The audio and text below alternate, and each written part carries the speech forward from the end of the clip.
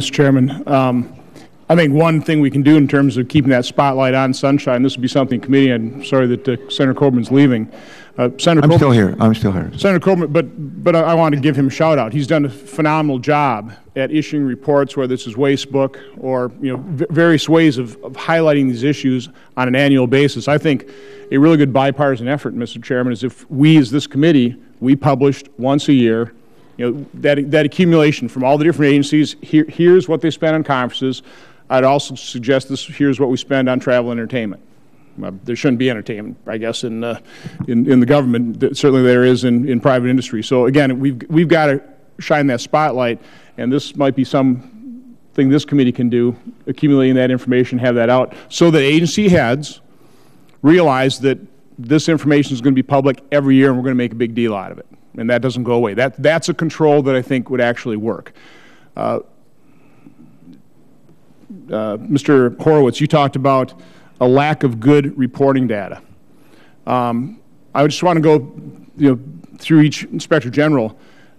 Certainly frustration in mine continues to be lack of good information. I mean, the fact that we don't have a common accounting system, that we don't have a common way of accounting for these things is ridiculous. This government's been in existence a lot of years. The fact that we don't have that commonality through the agencies for reporting is ridiculous. So I just want to go down the list here, or down the table. What information do you need? I mean, how would you want to accumulate it?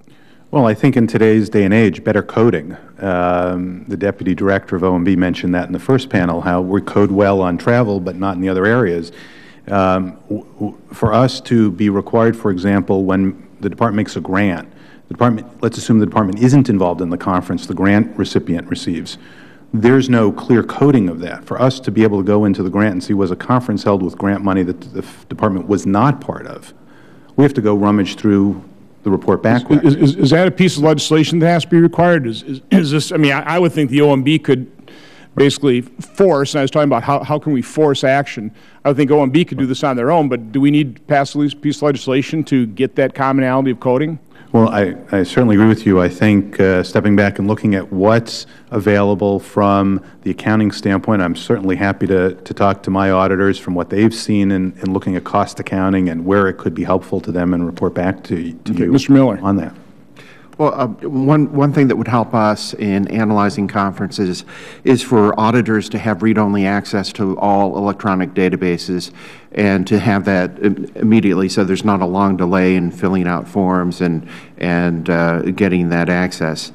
We have been successful in getting that access, but that would be an aspect that would help us to review the conferences. So that is one thing that would help. If you had proper coding, though, would you really need the read-only access? Because wouldn't this be information be readily available to any auditor? Well, we always want to verify. Okay. So, it may be coded incorrectly. Okay, gotcha. It would help, certainly. Mr. George. Senator, I would request that the Appropriations Committee and their appropriations to an agency indicate, hey, at an annual basis or semi-annual basis, we want to report on exactly how much money was expended towards this type of activity.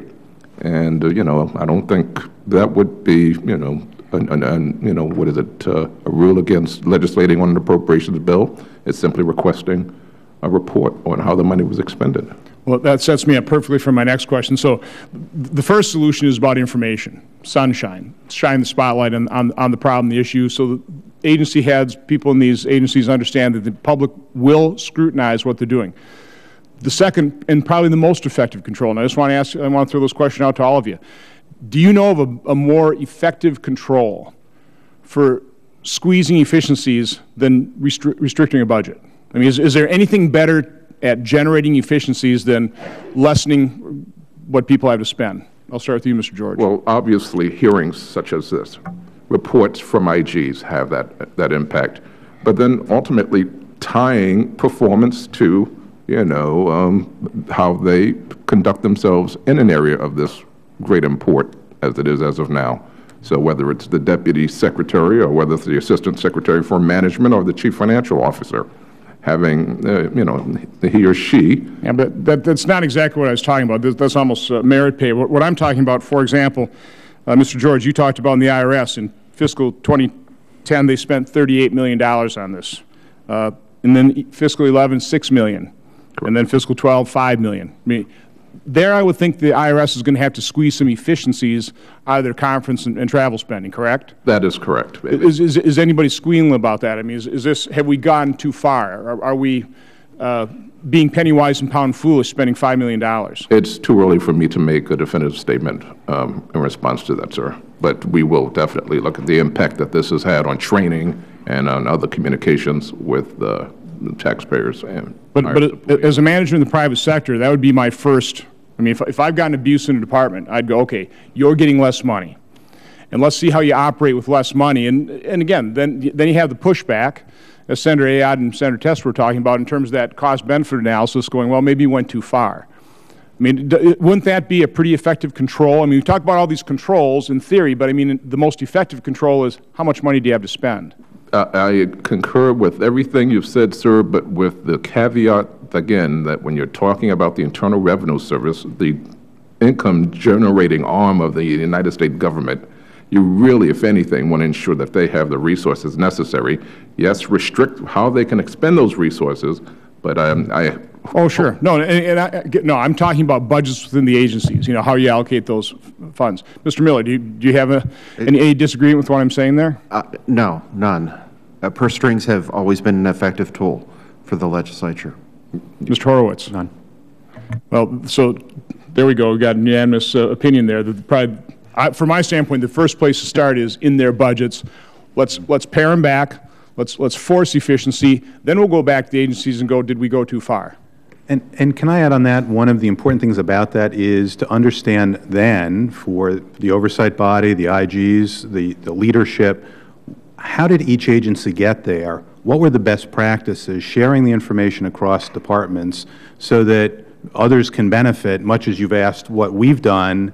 I think that's the other part of it. How do you get efficiencies? Who's using the video teleconferencing? Right. How are they using it? Who's using it most effectively?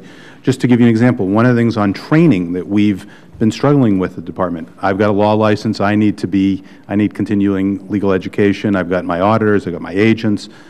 Webinars, private sector, right, being used widely. We are almost allowed to do it. For security reasons, it's been a struggle to get there for the department as a whole, and that's really what OMB should be driving. Ms. Colbert, I think she's in perfect position. I think she's got the exact skill set to be that accumulator of best practices to disseminate that out to the agencies. So, again, I want to also second what Dr. Coburn said as well, that it's the IG community, places like the GAO, that gives us that kind of accountability. So appreciate your service and really look forward to working with you in the future to make sure that we put these effective controls in place. Thank you, Mr. Chairman. No, thank you. I want to follow up just on, before we close out here.